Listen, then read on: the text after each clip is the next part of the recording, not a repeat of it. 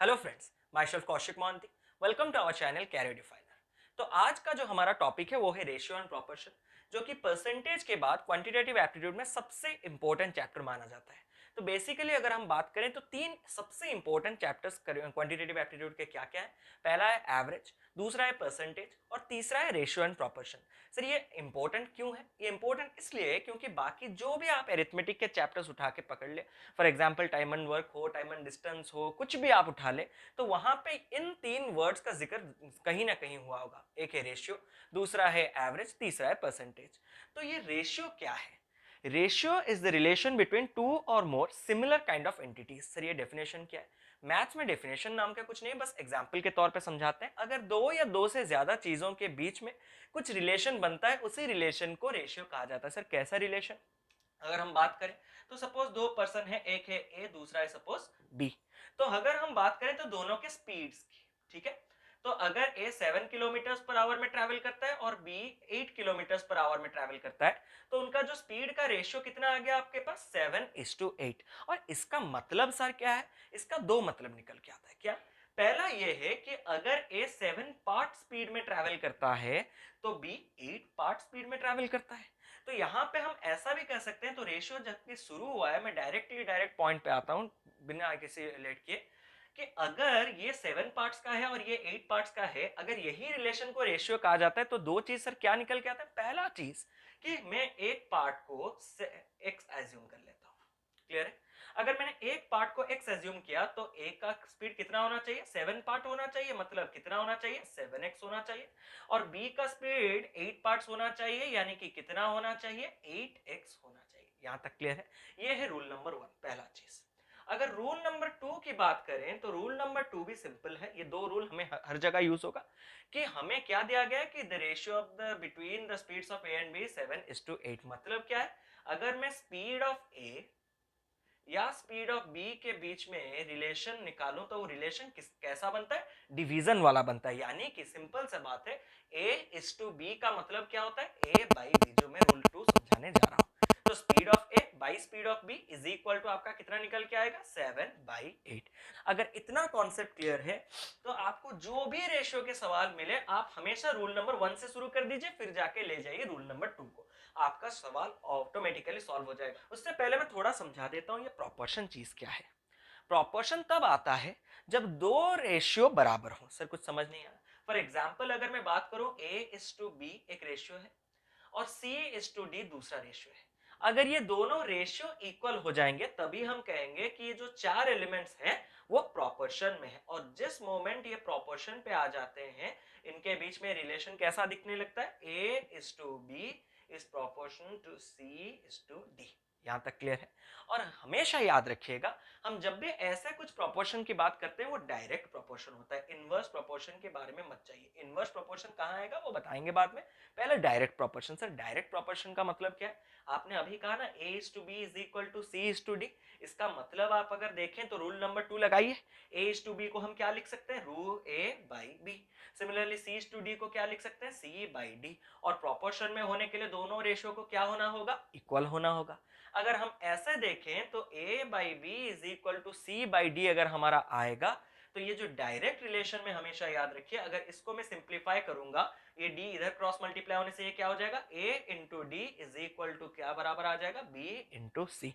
अगर आप ध्यान से देखें, A और D दोनों कौन से एलिमेंट थे? एक्सट्रीम एलिमेंट्स, मतलब जो पहले और लास्ट में हुआ करते थे। बी और सी कौन से एलिमेंट है? जो कि बीच वाले एलिमेंट्स, मिडिल एलिमेंट्स कहा जाते हैं। मतलब अगर डायरेक्ट रिलेशन में चार रेशियो या फिर चार एलिमेंट्स रहेंगे, दो रेशियो चार एलिमेंट्स रहेंगे, तो आपका जो product of the extreme terms और product of the middle terms हमेशा क्या रहेगा? कांस्टेंट रहेगा। एक्सट्रीम टर्म्स यानी कि मतलब क्या है मेरे पास? A into D. Middle terms यानी कि क्या है मेरे पास? B इंटू सी। क्लियर है यहां तक?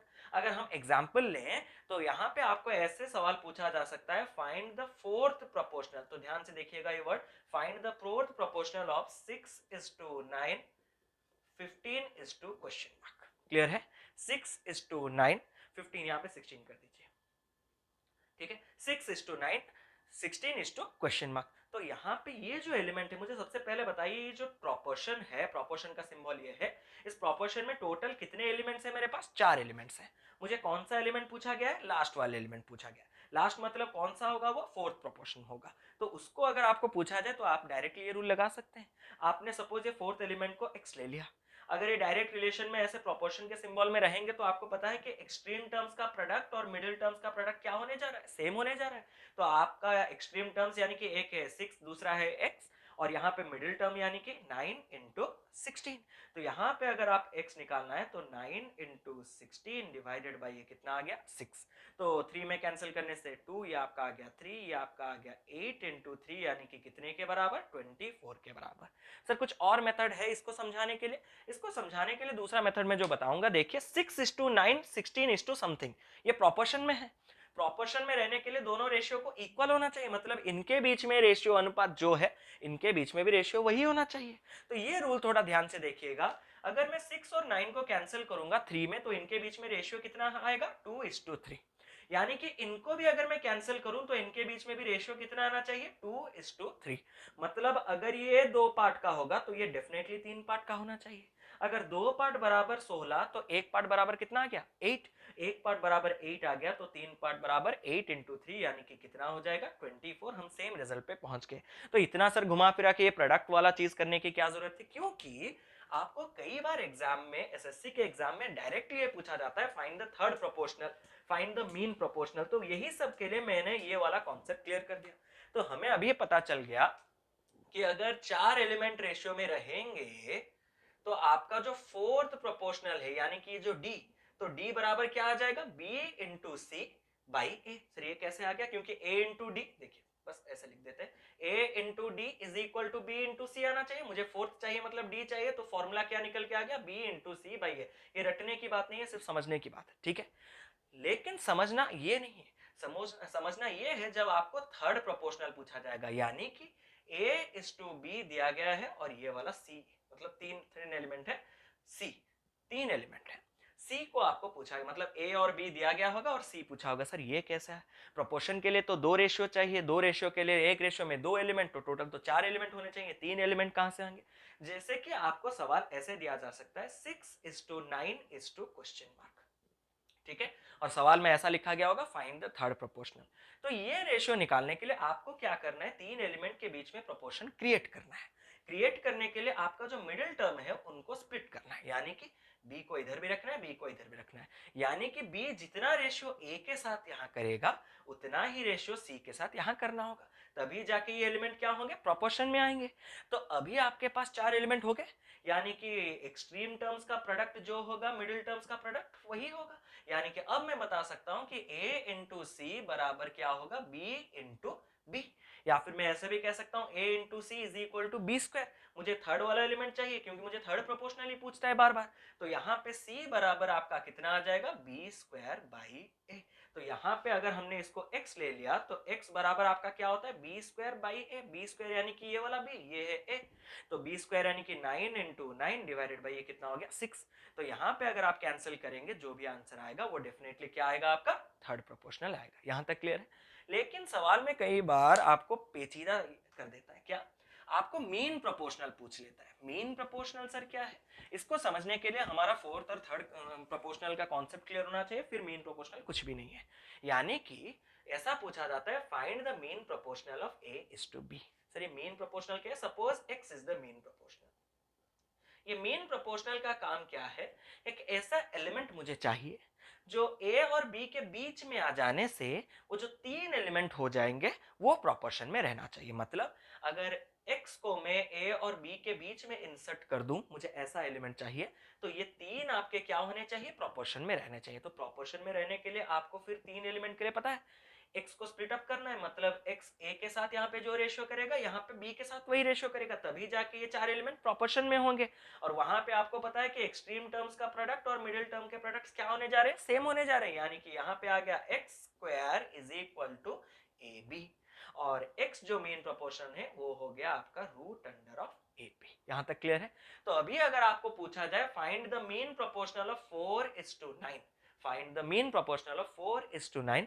तो आपको और ऐसा चीजें करने की जरूरत नहीं, आपको पता है आपको मीन प्रोपोर्शनल निकालना है, मतलब root under of A B, या आपका है ए या आपका है बी, तो रूट अंडर ऑफ 4:9, 4 × 9 36, 36 का रूट यानी कि कितना आ गया 6। और आप चेक कैसे कर सकते हैं कि क्या सही में ये 6 बैठने से बीच में, इनके बीच में और इनके बीच में रेशियो सही आ रहा है? बिल्कुल देखिए, 4 और 6 को 2 में कैंसिल करने से रेशियो कितना आया 2:3, 6 और 9 को 3 में कैंसिल करने से रेशियो कितना है 2:3। यानी कि 6 एक ऐसा एलिमेंट है जो अगर 4 और 9 के बीच में आ जाए तो तीन जो एलिमेंट होंगे वो आपके क्या हो जाएंगे, प्रोपोर्शन में आ जाएंगे। तो तीन तरह के आपने प्रोपोर्शन देखा, फोर्थ प्रोपोर्शनल, थर्ड प्रोपोर्शनल और मीन प्रोपोर्शनल। यहां से एसएससी में डायरेक्टली सवाल पूछे जाते हैं।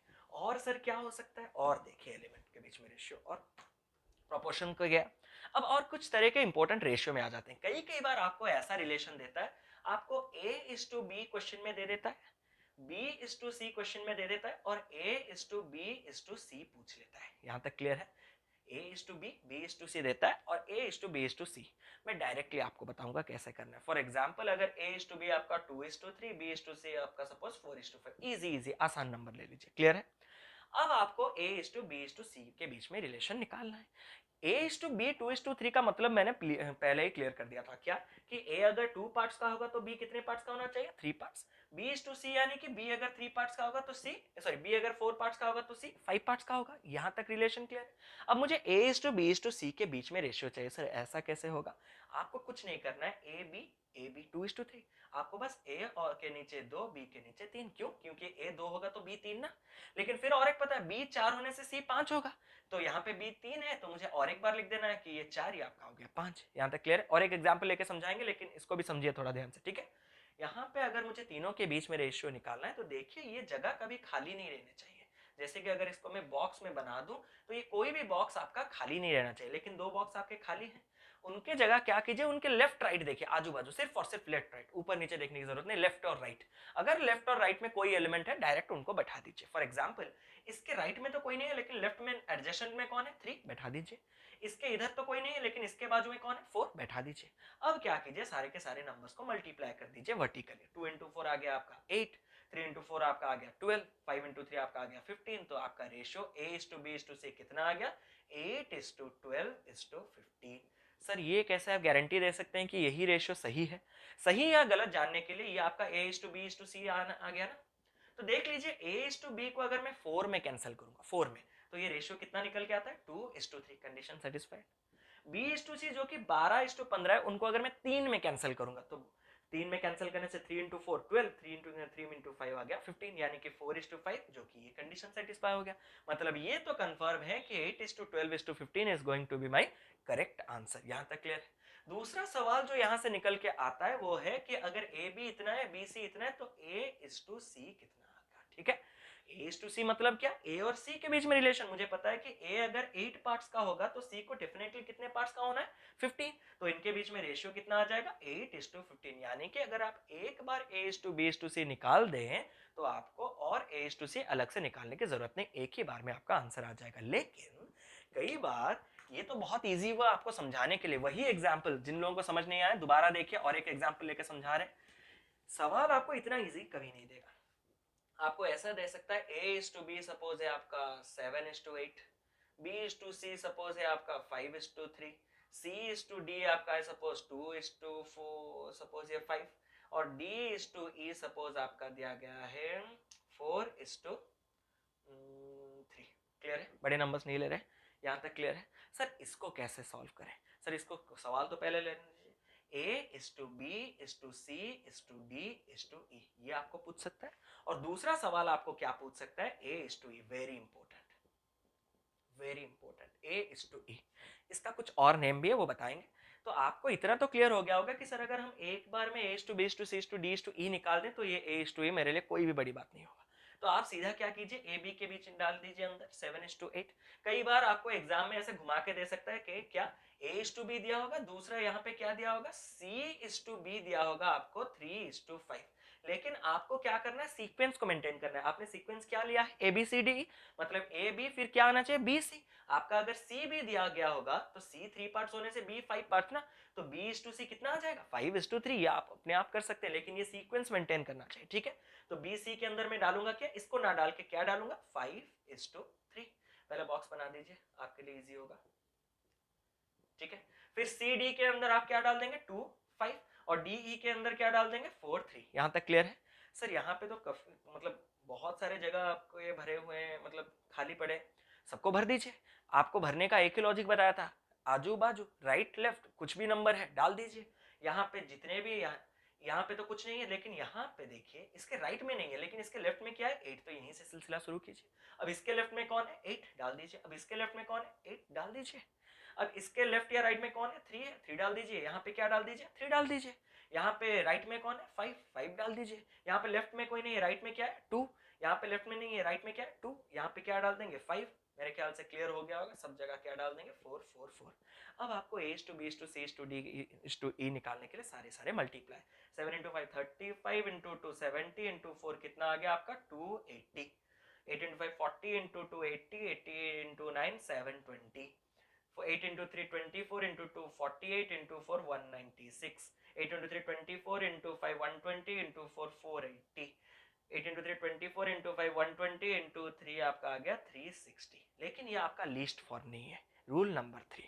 रूल नंबर 1 2 क्लियर हो गया होगा। तो रूल नंबर 3, रेशियो को कभी भी डेसिमल, फ्रैक्शन या बड़े वैल्यूज में मत रखिए। रेशियो को हमेशा लीस्ट पॉसिबल नंबर और होल नंबर्स में रखिए। तो ये सारे के सारे नंबर्स आपके जो है वो 4 में कैंसिल होंगे, और आपको ये पता भी चलना चाहिए क्यों, हर जगह आपका 4 यहाँ पे मल्टीप्लाई हुआ है कहीं ना कहीं, तो वो कैंसिल आउट आप अपने आप से फिगर आउट करेंगे। मुझे मैटर ये नहीं करता, क्यों, क्योंकि मैं इसका एक अलग लॉजिक, ये इंपॉर्टेंट है ये नहीं, ये बस सिखा रहा हूँ।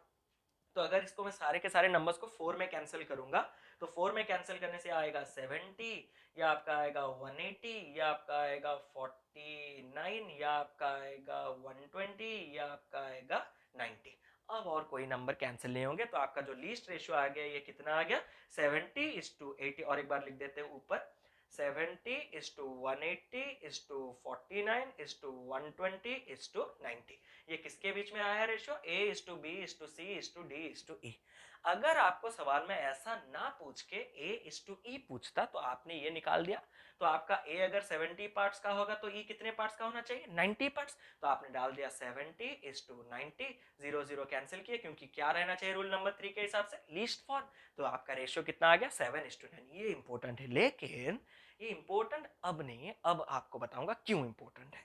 ये इंपॉर्टेंट इसलिए क्योंकि इस रेशियो का एक पर्टिकुलर नाम होता है।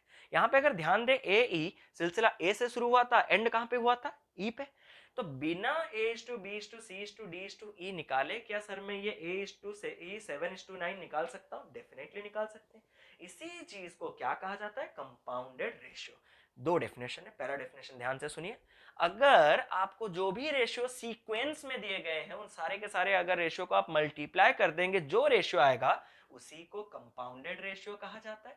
और अगर दूसरा डेफिनेशन जो कि पहले से ही आता है निकल के, क्या, अगर सही में सारे के सारे रेशियो आपके सीक्वेंस में दिए गए हैं, उनको अगर आप मल्टीप्लाई करेंगे, तो देखिए A:B का मतलब क्या होता है, A/B, B:C का मतलब क्या होता है, B/C, C:D का मतलब C/D, आपके पास D:E का मतलब D/E। इन सबको अगर आप मल्टीप्लाई कर देंगे, सीक्वेंस में है और मल्टीप्लाई हो रहे, तो ये भाई ये B, C और D तो कैंसिल होंगे ही होंगे, रहेंगे कौन, A पे ध्यान मत दीजिए, फर्स्ट एलिमेंट रहेगा और लास्ट एलिमेंट, यानी कि दूसरा जो डेफिनेशन वो निकल के आता है, क्या, सीक्वेंस के फर्स्ट एलिमेंट और लास्ट एलिमेंट के बीच में रेशियो को क्या कहा जाता है, कंपाउंडेड रेशियो कहा जाता है। तो अगर A:E डायरेक्ट ऐसे कंपाउंडेड ना पूछ के A:E ऐसा लिखा हुआ मिलेगा, तो आपको सीधा सीधा क्या करना है, सारे के सारे रेशियो को मल्टीप्लाई कर देना है। तो डाल दीजिए 7:8, 7/8, फिर आपका क्या डाल दीजिए 5/3, फिर क्या डाल दीजिए 2/5, फिर क्या डाल दीजिए 4/3, काम खत्म। अब आपका देखिए 5 के साथ 5 कैंसिल हुआ, 4 into 2 8, और यहाँ पे नीचे एक है 8 कैंसिल हुआ, ऊपर रहा देखिए एक 7, नीचे रहा 3 into 3 यानी कि 9, घूम घाम के 7/9 यानी कि कितना आ गया रेशियो, 7:9। मतलब जब भी आपको ऐसे फर्स्ट एलिमेंट और लास्ट एलिमेंट के बीच में रेशियो पूछे तो ऐसा निकालने की जरूरत नहीं, डायरेक्टली आप निकाल सकते हैं। क्लियर है यहाँ तक। तो ये चला गया आपका और एक टाइप रेशियो, कंपाउंडेड रेशियो। अब इस कंपाउंडेड रेशियो के बाद कुछ छोटे छोटे और रेशियोज हैं जो कि एसएससी के एग्जाम में डायरेक्टली पूछे जाते हैं। पहले ये छोटे छोटे चीजों को कंप्लीट कर दीजिए, क्वेश्चंस तो हम जाएंगे आराम से, कुछ फिक्र करने की जरूरत नहीं। कुछ ऐसे रेशियोज हैं जो कि कहलाते हैं डुप्लीकेट रेशियो, ठीक है, या फिर आपके कहलाते हैं सब डुप्लीकेट रेशियो,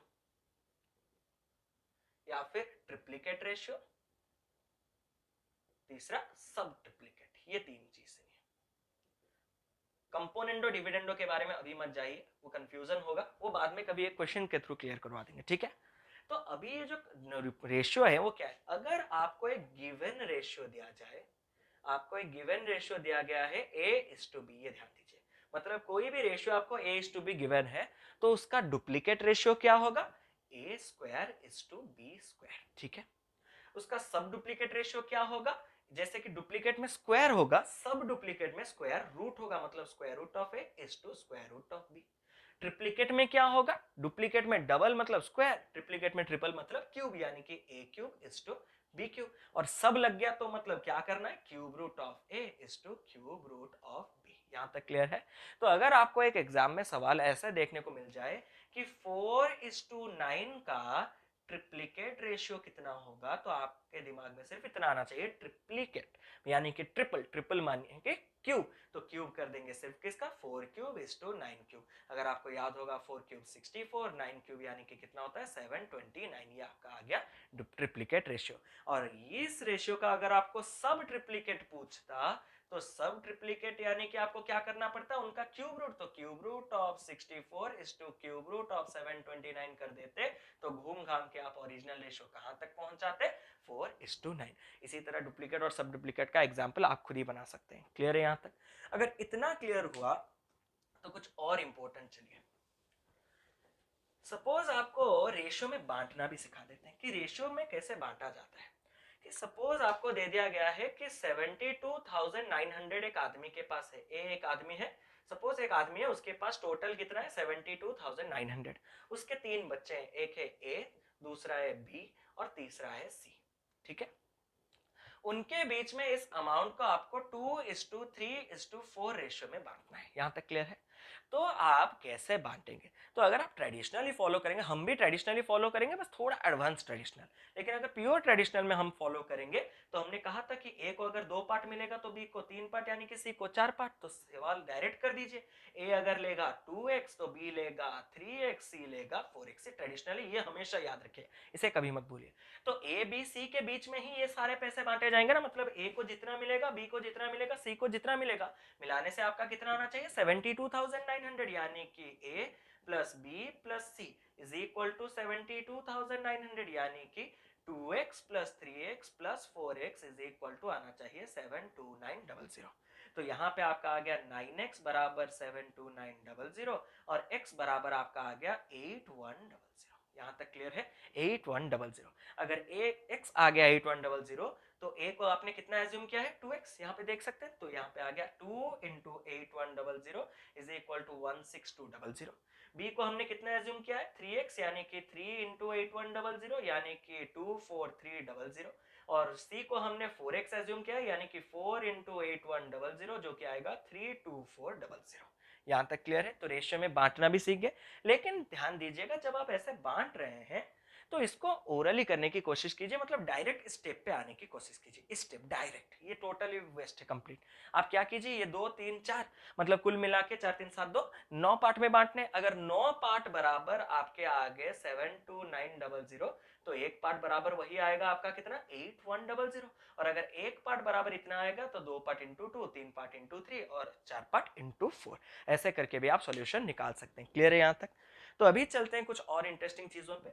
अगर आपको रेशियो डेसिमल या फिर फ्रैक्शन में दिया जाए तो, जैसे कि आपको वही सवाल अगर ऐसा सवाल मैं दूं, मैं पूरा सॉल्व नहीं करूंगा, कि अगर आपको ऐसा भी देखने को मिल सकता है, कुछ भी नंबर ले लो 823007, मुझे सॉल्व ही नहीं करना इसलिए मैंने रैंडम नंबर ले लिया, इसको ए बी सी के बीच में बांटो, ठीक है। किस रेशियो में 1:2:1/7 2/7 कर दीजिए, 2/7:3/5 इस रेशियो में बांटे। यहाँ पे बच्चे फंसते हैं कि सर ये रेशियो होल नंबर में नहीं था इसलिए छोड़ के चले आए। इसको होल नंबर करने में क्या दिक्कत है भाई, आपका ये रेशियो 1/2 2:7 3:5 है ना। अगर आप ध्यान से देखें तो रूल नंबर 4 बार बार बता रहे हैं, मोस्ट इंपोर्टेंट, ठीक है। रूल नंबर 3 को मतलब इरेडिकेट हटाने के लिए रूल नंबर 4 को इस्तेमाल किया जाता है। आप रेशियो में कोई भी चीज मल्टीप्लाई या डिवाइड कर सकते हैं, आपको कोई मना करने वाला नहीं। जैसे कि अगर मान लीजिए मैंने एक रेशियो लिखा 8:12:16, आप अगर इसमें इंटू 3 कर दीजिए, मन ही मन जो भी करना है, तो ये आपका आएगा 24:36:48। कोई गड़बड़ नहीं, पूरा सेम है। क्यों? क्योंकि अगेन इसको आप कैंसिल आउट करेंगे जब तो इस फॉर्म से जाएगा, लेकिन एग्जैक्टली ये नहीं आएगा। क्यों? क्योंकि अगर इस रेशियो में मैंने डिवाइडेड बाई सपोज 4 कर दिया तो ये आपका आ जाएगा 2:3:4। यानी कि कुछ भी रेशियो में आप कुछ भी डिवाइड कर सकते हैं और कुछ भी मल्टीप्लाई कर सकते हैं, लेकिन एडिशन सब्ट्रैक्शन नहीं कर सकते। एडिशन सब्ट्रैक्शन वाला कॉन्सेप्ट आज नहीं बता रहे, कंपोनेंडो डिविडेंडो थोड़ा क्रिटिकल पार्ट है, वो थोड़ा टाइम लेके आपको बताएंगे, ठीक है। तो कुछ भी रेशियो में आप कुछ भी मल्टीप्लाई कुछ भी डिवाइड कर सकते हैं। तो यहाँ पे मुझे अगर कुछ ऐसा नंबर मिल जाएगा जिसे मल्टीप्लाई करने से ये जो डिनोमिनेटर्स हट जाएंगे, तो रेशियो क्या हो जाएगा, मेरा होल नंबर्स में कन्वर्ट हो जाएगा। तो क्या कीजिए, सिंपल सिंपल जो डिनोमिनेटर है, डिनोमिनेटर का एलसीएम ले लीजिए, ठीक है। डिनोमिनेटर का एलसीएम ले लीजिए। अब एलसीएम लेने के लिए 3 यहाँ पे प्राइम नंबर है, एलसीएम एचसीएफ का चैप्टर में आपके लिए लेके आऊंगा, फिक्र मत कीजिए, लेकिन एलसीएम निकालना तो आपको आता ही होगा। लेकिन यहाँ पे अगर आता नहीं तो देख लीजिए, तीनों के तीनों प्राइम नंबर्स है। How to find the LCM of 3 or more prime numbers? Just multiply the numbers, you will get the LCM. So 7 into 5 35 into 2 70 is going to be the LCM, which is 70. Now multiply this 70 with the whole ratio. For example 1/2 into 70, her part में multiply कर दीजिए। 2/7 into 70, 3/5 into 70, इसको multiply कर दीजिए। Ratio के elements में आप कुछ भी मल्टीप्लाई कर सकते हैं। सर 70 ही क्यों? 70 मल्टीप्लाई करने से ये कैंसिल होकर कितना आ गया आपका 35, ये आपका हो गया 10 into 2 कितना 20, ये आपका कितना हो गया 14 into 3 30 42। तो आपका रेशियो कितना आ गया 35:20:42। अब ये सवाल मेरे ख्याल से आप कर सकते हैं कैसे, ये जो 1/2 2/7 3/5 जो था 35:20:42 वही है। अब आपको ए को कितना ले लेना है 35x, बी को कितना ले लेना है 20x और सी को कितना ले लेना है 42x। यहाँ तक क्लियर है? तो इस सवाल में ऐड करके इसको इक्वल करके जैसे कि हमने बताया वैसे सॉल्व कर सकते हैं। अब एक रेशियो में बांटने के बाद कुछ और लास्ट इंपॉर्टेंट है, जो कि सर आज इतना चीज हमने सीखा, एक आध क्वेश्चन करवा देते लगे हाथ तो अच्छा होता, थोड़ा कॉन्सेप्ट क्लियर और हो जाता। तो बिल्कुल एक एसएससी में फ्रीक्वेंटली आस्क्ड क्वेश्चन में ले ले रहा हूं, if 2x is equal to 3y is equal to 4z then find x is to y is to z। इसी तरह के कई सवाल मैं सॉल्व करवाऊंगा आगे, फिक्र मत कीजिए। ये आज का जो हमने जिस्ट पढ़ा उसी से ये सॉल्व होगा। क्या के तीनों वैल्यूज आपके पास इक्वल है ना, 2x is equal to 3y is equal to 4z, इसको अलजेब्रा में आप कई बार यूज करेंगे। इज इक्वल टू कितना हो गया आपका k, तो अगर इससे आप सिंगल सिंगल वैल्यूज निकालेंगे, 2x बराबर क्या आ गया आपके पास k, x का वैल्यू आपको मिल जाएगा k के फॉर्म में k/2। सिमिलरली y का वैल्यू आपको मिल जाएगा k के फॉर्म में, कितना होगा y का वैल्यू k/3। और सिमिलरली z का वैल्यू भी आपको मिल जाएगा k के फॉर्म में, z का वैल्यू बराबर k/4। अब आपको रेशियो किसके बीच में चाहिए, x is to y is to z, तो x के जगह आप डायरेक्ट कितना रख सकते हैं k/2, y के जगह आप कितना रख सकते हैं k/3 और z के जगह कितना रख सकते हैं k/4। अब हर जगह आप कुछ भी मल्टीप्लाई कर सकते हैं, कुछ भी डिवाइड कर सकते हैं। पहले तो डिवाइड कर दीजिए, के कैंसिल कर दीजिए, रेशियो निकल के कितना आया 1/2 1/3 1/4। अब आपको क्या करना है, रेशियो को कभी भी फ्रैक्शन में नहीं रखना है। आपको क्या करना है, नीचे जो डिनोमिनेटर है उसका एलसीएम ले लेना है। एलसीएम कितना होगा 12, आपको टोटल में 12 मल्टीप्लाई कर देना है। तो यानी कि ये 1/2 into 12, ये 1/3 into 12, ये 1/4 into 12, ये कैंसिल हुआ आपका 6, ये आपका कैंसिल हुआ 4, ये आपका कैंसिल हुआ 3, आपका रेशियो कितना निकल के आ गया 6:4:3। क्लियर है? तो अगर इसी तरीके से आप सॉल्व करेंगे तो आपका आंसर डेफिनेटली आ जाएगा।